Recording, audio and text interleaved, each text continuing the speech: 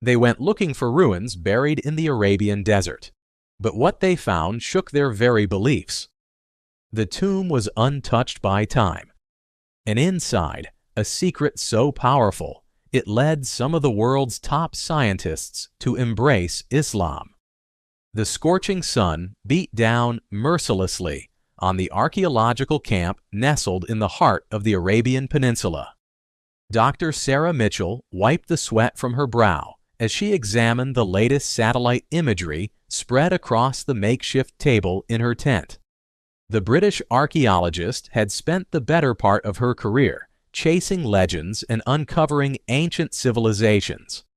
But this expedition felt different. There was something about this particular stretch of desert that seemed to whisper secrets carried on the wind. The international team had been assembled 6 months prior, drawn together by a series of unusual geological surveys that had detected anomalous formations beneath the sand dunes of the Najd region. Dr. Ahmed Hassan, a respected Islamic historian from Cairo, had been the first to suggest that the area might hold significance beyond mere archaeological interest.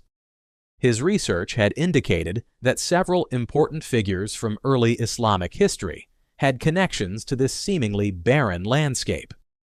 The ground-penetrating radar is picking up something substantial about 2 kilometers northeast, called out Dr. James Crawford, the team's geological specialist from Oxford. His weathered face showed the strain of weeks under the desert sun, but his eyes held an unmistakable excitement. It's not natural rock formation. The structure is too regular, too deliberate. Sarah nodded, her mind racing with possibilities.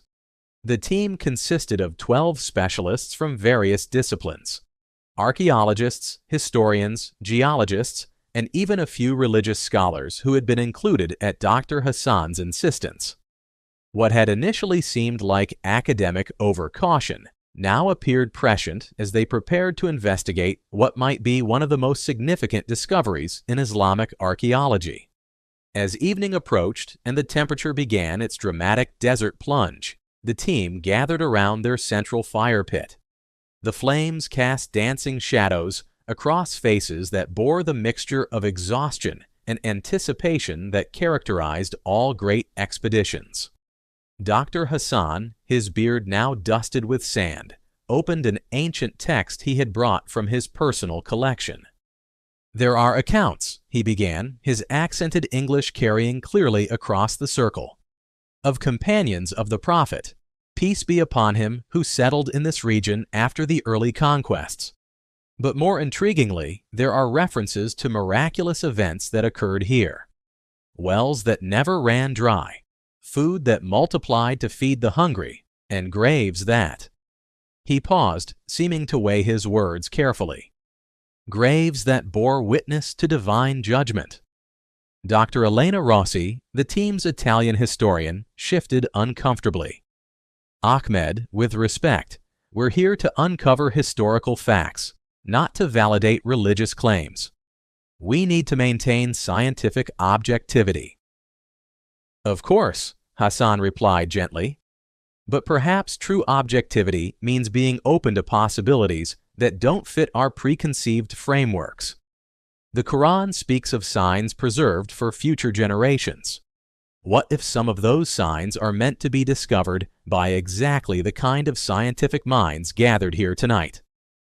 The conversation continued late into the evening, with various team members expressing skepticism, curiosity, or cautious interest in Hassan's suggestions. Sarah found herself intrigued despite her usually pragmatic approach. There was something about the desert night, the vast canopy of stars unmarred by light pollution, that made the impossible seem merely improbable. The next morning brought their first significant discovery. The excavation team, led by Dr. Crawford, had barely begun their systematic dig when they uncovered what appeared to be a corner of worked stone. As they carefully removed layers of sand and sediment, a structure began to emerge that defied easy explanation. "This construction technique," muttered Dr. Yuki Tanaka, the team's architectural historian from Tokyo, It's unlike anything I've seen from this period. The joints are too precise, the materials too perfectly preserved. It should have been weathered by 14 centuries of desert storms. The structure they were uncovering appeared to be a small building, perhaps a mosque or shrine, but its state of preservation was remarkable. The stone showed no signs of the erosion that should have been inevitable in such an environment. More puzzling still, as they cleared more of the structure, they began to find Arabic inscriptions that appeared to have been carved yesterday rather than over a millennium ago. Dr. Hassan approached the inscriptions with reverent care, his hands trembling slightly as he traced the elegant Kufic script. "Basmala," he whispered, "in the name of Allah, the most gracious, the most merciful." His voice grew stronger as he continued reading.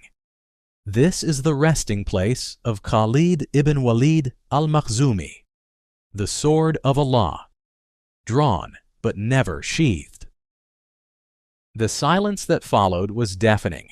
Every member of the team knew the name. Khalid ibn Walid was one of the greatest military commanders in history, the man who had never lost a battle, who had conquered vast territories for the early Islamic State.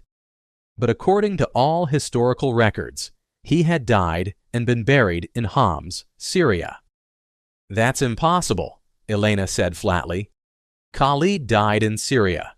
There are multiple sources confirming his burial there. This has to be some kind of memorial or cenotaph." But as they continued their excavation, more anomalies emerged. The team's carbon dating equipment began producing inconsistent readings. Soil samples from around the structure showed mineral compositions that shouldn't have existed in this region. Most disturbing of all, several team members reported experiencing vivid dreams of a figure in white robes who spoke to them in classical Arabic, despite most of them not understanding the language. Dr. Marcus Weber, a German physicist who had been brought in to analyze the unusual geological readings, was the first to openly question the laws of nature as he understood them. "The electromagnetic readings around this site are completely inconsistent with known physical principles," he announced during their evening briefing. "It's as if the normal rules of decay and entropy don't apply here." Sarah found herself caught between her scientific training and the growing evidence that something extraordinary was occurring. As the team leader, she felt responsible for maintaining rational discourse, but she couldn't ignore the accumulating anomalies. The perfectly preserved structure, the impossible inscriptions, the dreams that were affecting multiple team members independently. The breakthrough came on their 7th day at the site. As they carefully excavated what appeared to be the main chamber of the structure, they discovered a sealed alcove containing what could only be described as personal effects. Weapons, manuscripts, and clothing that should have crumbled to dust centuries ago, but instead appeared to have been placed there moments before. Among these artifacts was a sword of exquisite craftsmanship, its blade still bearing the faint traces of Arabic inscriptions along the fuller. Dr. Hassan examined it with wonder, reading aloud the verses from the Quran that praise those who strive in the path of Allah. But it was Dr. Crawford who made the observation that sent chills through the entire team. "The metallurgy of this blade," he said, his voice barely above a whisper. "It's beyond anything that should have been possible in the 7th century. The steel shows a crystal structure that we've only recently learned to achieve with modern techniques. And there's something else." He paused, running his instruments over the weapon. "It's giving off a faint electromagnetic signature. Metal doesn't do that naturally, not after 1400 years." As word of their discovery spread through the small expedition camp, the atmosphere began to change. The rational skepticism that had characterized the early days of the dig gave way to a growing sense that they were dealing with something that transcended normal archaeological finds. Even the most secular members of the team found themselves drawn into discussions about the nature of miracles and the possibility that divine intervention might leave traces detectable by modern science. Dr. Rossi, who had been among the most vocal skeptics, began experiencing dreams so vivid and detailed that she started keeping a journal to record them. In these dreams, she found herself in the same desert location, but in a different time, watching events unfold that she somehow understood to be historically accurate, despite having no prior knowledge of the specific details. "I dreamed of the conquest of Damascus," she confided to Sarah one evening as they walked among the dunes surrounding their camp. "I could see Khalid's cavalry charging the Byzantine lines, could hear the clash of steel and the cries of battle. But more than that, I could feel something else, something that the history books don't capture. There was a presence there, something that gave these warriors strength beyond what mere human will could provide." The dreams were affecting others as well. Dr. Tanaka reported visions of architectural marvels being constructed through divine inspiration. Dr. Weber found himself dreaming of scientific principles being revealed through spiritual insight. Even Dr. Crawford, the most methodical member of their team, began experiencing nocturnal visions of geological formations being shaped by forces beyond natural law. It was Hassan who provided the theological framework that began to make sense of their experiences. "The Quran speaks of signs and wonders that Allah preserves for each generation," he explained during one of their evening discussions. "Perhaps what we're witnessing is not a violation of natural law, but a revelation of higher laws that we don't yet understand. Science and faith need not be enemies if we approach both with humility." The turning point came when they discovered the manuscripts. Hidden within the sealed chamber, preserved by the same miraculous process that had protected everything else at the site, were texts written in the hand of Khalid ibn Walid himself. The Arabic was classical and elegant, but more importantly, the content provided historical details that had been lost to time, details that the team was able to verify through other sources. But it was the final manuscript that proved to be the most extraordinary. Written in the same hand, it contained detailed descriptions of military tactics and strategies. But interwoven throughout were passages that appeared to be direct revelation, verses that complemented and clarified portions of the Quran in ways that demonstrated an understanding of Islamic theology that went far beyond what any human scholar of that era should have possessed. "This is impossible," Elena whispered as Hassan translated the text. No military commander, regardless of his piety, should have had access to this level of theological insight. "This reads like it was written by one of the great Islamic scholars of later centuries, not by a warrior of the 7th century. Hassan looked up from the manuscript, his eyes shining with a mixture of awe and understanding. "Unless," he said softly, "the warrior and the scholar were both guided by the same divine source. The Quran promises that Allah will teach those who believe, that He will grant wisdom to those who seek it with sincere hearts. Perhaps what we're seeing here is evidence of that promise fulfilled." As the implications of their discovery began to sink in, the team found themselves grappling with questions that went far beyond archaeology. The perfectly preserved artifacts, the impossible metallurgy, the prophetic manuscripts, the shared dreams. All of it pointed toward a reality that challenged the materialistic worldview that had shaped their academic careers. Dr. Weber was the first to openly acknowledge the transformation occurring within him. "I've spent my entire career studying the physical laws that govern the universe," he said during one of their evening gatherings. "But what we've found here suggests that those laws are not the ultimate reality. There appears to be a higher order, a divine mathematics that encompasses and transcends what we call natural law." The change in Weber was remarkable to observe. The man who had arrived in the desert as a strict materialist began incorporating discussions of divine providence into his scientific observations. He started each day with readings from the translated Quran that Hassan had brought, finding in its verses descriptions of natural phenomena that seem to anticipate scientific discoveries by centuries. Dr. Tanaka underwent a similar transformation. The architectural anomalies of the site led her to research Islamic geometric principles, and she became fascinated by the mathematical precision underlying traditional Islamic art and architecture. "There's a divine geometry here," she explained to the team. "The proportions, the angles, the way the structure interacts with the natural landscape, it all follows principles that seem to encode spiritual truths into physical form."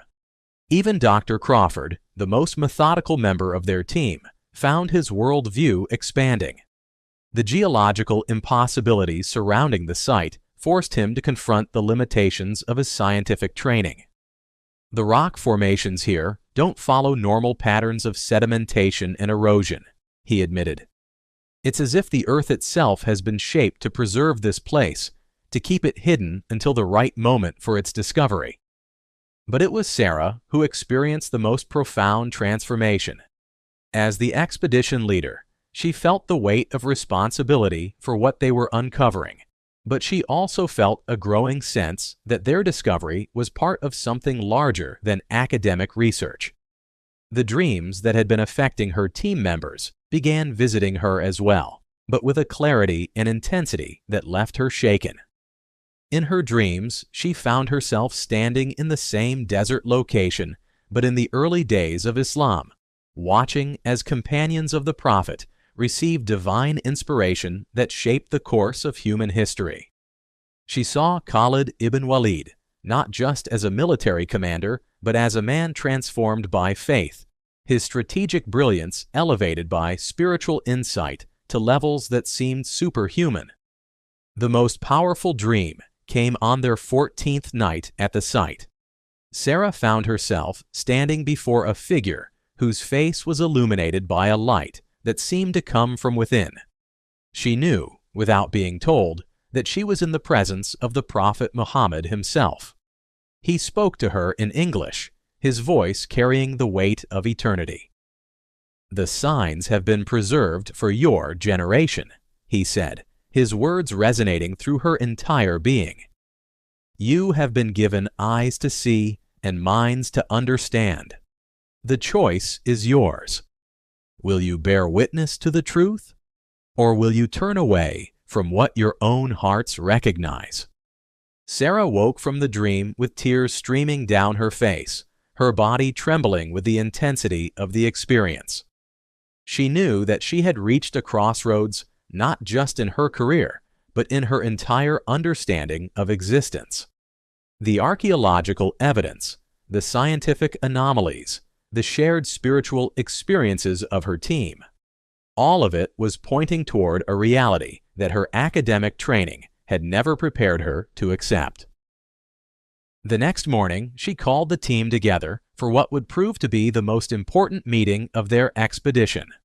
The artifacts lay spread before them on tables that had been arranged in the shade of their largest tent. The perfectly preserved sword, the impossible manuscripts, the architectural fragments that defied explanation. Each item bore testimony to a truth that transcended the boundaries between the natural and supernatural.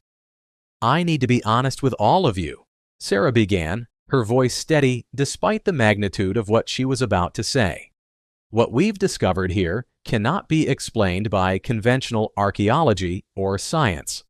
We're dealing with something that challenges the fundamental assumptions of our disciplines." She paused, looking at each member of her team in turn. The skepticism that had characterized their early discussions had been replaced by a mixture of wonder, uncertainty, and growing conviction. Even Elena, who had been the most resistant to Hassan's theological interpretations, was nodding in acknowledgement of the inexplicable nature of their finds. "The question we face," Sarah continued, "is not whether these phenomena are real. The evidence is overwhelming. The question is what we're going to do with this knowledge. Are we going to try to explain it away, to force it into categories that make sense within our existing worldview? Or are we going to allow it to transform our understanding of what's possible?" Hassan stepped forward, his hand resting gently on the translated Quran he had been carrying throughout the expedition. In Islam, we believe that Allah preserves signs for each generation, evidence that speaks to the hearts and minds of seekers in every age. Perhaps this discovery is meant specifically for people like us, scientists, historians, academics who have been trained to value evidence above emotion, fact above faith. Dr. Weber nodded slowly. The electromagnetic anomalies, the impossible preservation, the metallurgical evidence, all of it points toward principles that transcend our current understanding of natural law. If we're honest about following the evidence wherever it leads, we have to at least consider the possibility that we're dealing with divine intervention. The discussion that followed was unlike any academic debate Sarah had ever participated in. Instead of adversarial argumentation, there was a collaborative search for truth that seemed to bridge the traditional gap between scientific inquiry and spiritual insight. Each team member brought their expertise to bear on the question of how to interpret their extraordinary findings. Dr. Tanaka spoke about the architectural impossibilities that suggested divine craftsmanship. Dr. Crawford detailed the geological anomalies that seemed to preserve the site against natural decay. Dr. Rossi shared her research into historical sources that corroborated details from their discovered manuscripts. One by one, each team member added their piece to a puzzle that was forming a picture none of them had expected to see. As the day wore on, the conversation gradually shifted from analysis to personal testimony. Weber spoke about how his dreams had shown him scientific principles that he later found described in the Quran with remarkable precision. Tanaka described visions of Islamic geometric patterns that seemed to encode spiritual truths into mathematical relationships. Crawford talked about his growing conviction that the earth itself bore witness to divine providence. Elena, who had been silent for most of the discussion, finally spoke up. "I've spent my career studying religious history from the outside, treating faith as a cultural phenomenon rather than a truth claim. But I can't explain away what I've experienced here. The dreams, the impossible preservation of these artifacts, the way this discovery has affected all of us. It's forced me to consider possibilities I've always dismissed." As the sun began to set over the desert, painting the sky in brilliant shades of orange and purple, Hassan opened the Quran and began to read from Surah Al-Ankabut. "And those who strive for us, we will surely guide them to our ways. And indeed, Allah is with the doers of good." The words seemed to hang in the desert air, resonating with a power that went beyond mere poetry. Sarah felt something shifting within her, a recognition that the intellectual journey of the past 2 weeks had been leading to this moment of decision. The evidence was overwhelming, the personal experiences undeniable, the spiritual impact profound. "I need to make a confession," she said, her voice barely above a whisper. "I came here as an archaeologist, but I'm leaving as something different. The evidence we've uncovered, the experiences we've shared, the truth that's been revealed to us. I can't ignore it anymore." She stood up, her decision crystallizing with each word. "I bear witness that there is no God but Allah, and that Muhammad is his messenger." The Arabic words that Hassan had taught them over the past few days came naturally to her lips, as if she had been preparing to say them her entire life. The Shahada, the declaration of faith that marked the beginning of a Muslim spiritual journey, seemed to emerge from the depths of her soul rather than from any conscious decision. One by one, the other team members followed her example. Weber's scientific rationalism gave way to recognition of a higher order that encompassed and transcended natural law. Tanaka's aesthetic appreciation for Islamic art opened into spiritual understanding of the divine source of beauty. Crawford's geological expertise led him to see the earth itself as bearing witness to its creator. Even Elena, the historian who had approached Islam as an academic subject, found herself moved by the weight of evidence and experience to embrace it as a living truth. La ilaha illa Allah, Muhammadun Rasulullah, she repeated, the words carrying the weight of a lifetime's intellectual journey reaching its destination. Hassan wept as he witnessed the transformation of his colleagues, understanding that he had been privileged to observe the fulfillment of divine promise. The signs that had been preserved in the desert had served their purpose, opening hearts that had been closed by the limitations of purely secular education. As night fell over their camp, the new Muslims gathered around Hassan to learn the basics of their adopted faith. The Quran, that had once been an object of academic study, became a source of spiritual guidance. The prayers that had once seemed like anthropological curiosities became acts of worship that connected them directly to their Creator. The expedition had been scheduled to continue for another month, but Sarah made the decision to conclude their fieldwork and return home. The artifacts they had discovered were carefully documented and photographed, but she realized that the true treasure they had found was not something that could be displayed in a museum or published in a journal.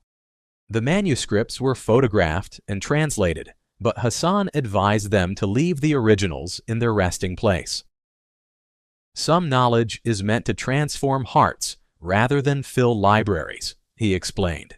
The miracle is not in possessing these artifacts, but in being transformed by encountering them. As they prepared to leave the site, each team member took time for private reflection on what had occurred. The desert that had initially seemed barren and hostile now felt like sacred ground, a place where the veil between the physical and spiritual worlds had been lifted to reveal divine reality. Sarah stood alone among the dunes on their final evening, watching the stars emerge in the crystal-clear desert sky. The woman who had arrived 2 weeks earlier as a secular archaeologist was departing as a Muslim who had experienced firsthand the miraculous preservation of divine signs. The career that had been built on the assumption that religious claims were merely cultural artifacts had been transformed by the discovery that some religious truths could be verified by the very scientific methods she had trusted most.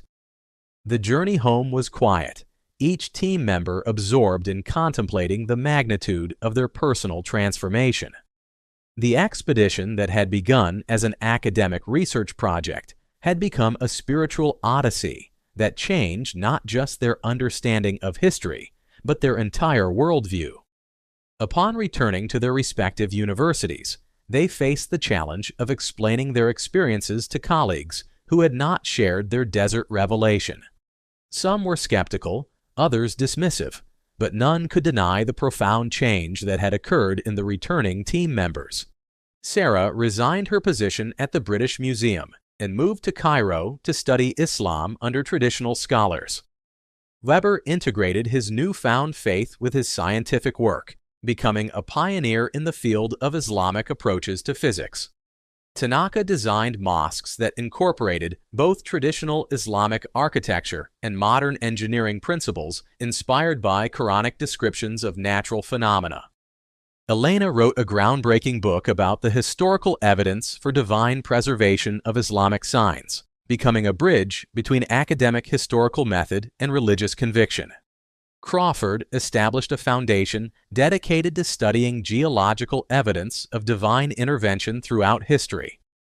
Hassan continued his work as an Islamic historian, but with the added authority of someone who had witnessed modern minds being open to ancient truths.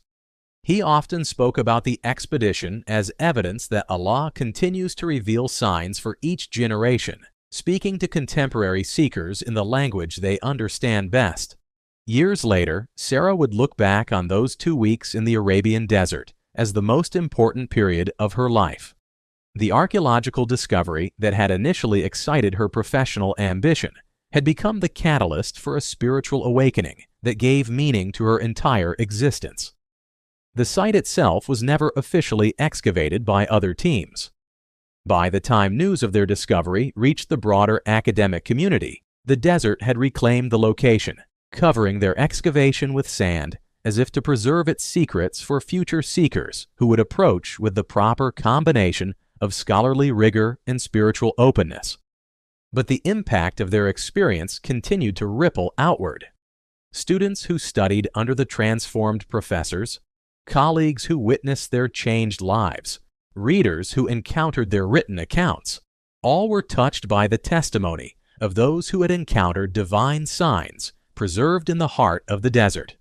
The miracle they had witnessed was not just the impossible preservation of ancient artifacts, but the preservation of faith itself across the centuries, waiting to speak to hearts ready to hear its message. In an age when science and religion were often portrayed as enemies, their experience demonstrated that true scientific inquiry and genuine religious faith could complement and strengthen each other. The desert had kept its secrets for 14 centuries, but when the time was right, it had opened itself to reveal treasures more valuable than any archaeological find. The truth that transforms lives, the signs that guide seekers home to their Creator, and the eternal miracle of divine guidance reaching across time to touch hearts prepared to receive it. In the end, the greatest discovery was not what they had found in the sand, but what they had found within themselves, a recognition of the divine presence that had been calling to them throughout their lives, waiting patiently for them to develop the wisdom to hear its voice and the courage to answer its call.